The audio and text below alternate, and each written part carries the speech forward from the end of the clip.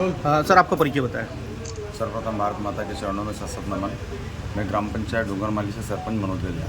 Sir क्यों आना पड़ा आज यहाँ पर आपको? सर को मैं एक आवेदन देने आया था, ज्ञापन सौंपने आया था। आज माननीय कलेक्टर महोदय जी के यहाँ ज्ञापन सौंपने के लिए हम लोग संबंधित 2-3 व्यक्ति कलेक्टर साहब के यहाँ ज्ञापन सौंपने। सर किस घटना के संबंध में?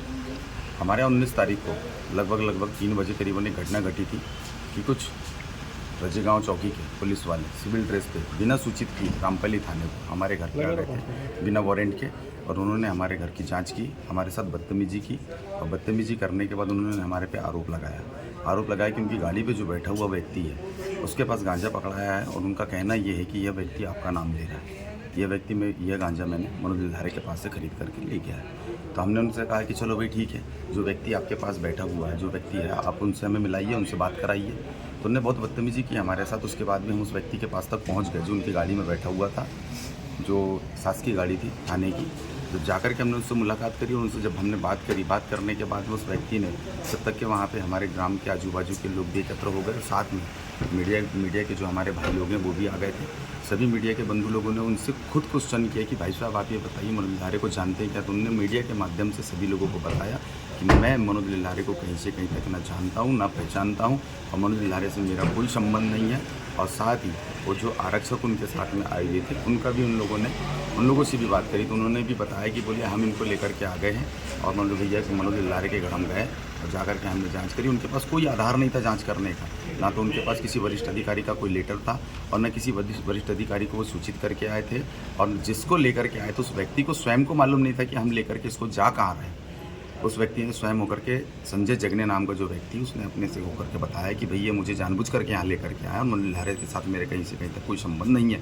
ये एक बनी बुनाई प्लानिंग है, बनी बुनाई साजिश है, क्योंकि इसमें प्रश्न एक ही जगह खड़ा हो रहा है कि जो व्यक्ति मुझे जानता नहीं है, पहचानता नहीं है, जो सरेआम मीडिया के सामने, लोगों के सामने, 10,000 पब्लिक के सामने बता रहा है कि मैं मनोज लिल्हारे को जानता नहीं हूँ, पहचानता नहीं हूँ, और वहीं पुलिस विभाग बता रहा है कि भाई ये जो व्यक्ति है, ये व्यक्ति आपका नाम ले रहा है, तो पुलिस विभाग के सामने नाम ले रहा है और मीडिया के सामने क्यों नहीं बता रहा? सर जानकारी अनुसार पुलिस अधीक्षक महोदय द्वारा चारों ही पुलिसकर्मियों को निलंबित कर दिया गया है। जी हाँ, सम्माननीय एसपी महोदय द्वारा जो चारों पुलिस विभाग के अधिकारी थे उनको सस्पेंड कर दिया गया है। ये जानकारी मुझे आज ही लगी कि उन्हें सस्पेंड कर दिया गया, उन पर कार्रवाई हो गई है। अच्छा, क्या लगता है ये किसकी साजिश से लग रही है आपको? देखिए, साजिश मेरे प्रशासन के साथ में तो कोई बैर है ही नहीं। फिर प्रशासन के साथ मेरा क्या बैर? वो अपना काम कर रहे हैं, हम अपना काम कर रहे हैं। हम अपनी जगह में अभी क्षेत्र क्रमांक 112 से हमने चुनाव लड़ा, जिसमें प्रशासन ने अपनी जगह अपने काम किया, हमने चुनाव प्रचार प्रसार में अपना काम किया। प्रशासन से तो हमारा कोई लेना देना ही नहीं है। कोई प्रशासन अपनी जगह वर्क करी, भाई इसमें तो लेना देना किसको है? ये तो सीधे राजनीतिक प्लानिंग बनाई गई है, और ये आगामी बहुत बड़ी प्लानिंग बनाने वाले हैं मेरे लिए। चूँकि भैया आपकी जो घटनाक्रम हुआ था, पुलिस ने उसमें कार्रवाई कर दी है, आरक्षक को लाइन अटैच कर दिया गया है। इस कार्रवाई से आप संतुष्ट हैं या और कोई आप मांग चाहते हैं इसमें, अभी जो आपने ज्ञापन दिया? नहीं, मैंने तो इस कार्रवाई से मैं संतुष्ट हूँ कि इन्हें जो सस्पेंड कर दिया गया है, लेकिन मैं इसमें ये चीज़ जानना चाह रहा हूँ कि वो जिस व्यक्ति को बना करके लाए थे, तो इसके पीछे प्लान किसका है?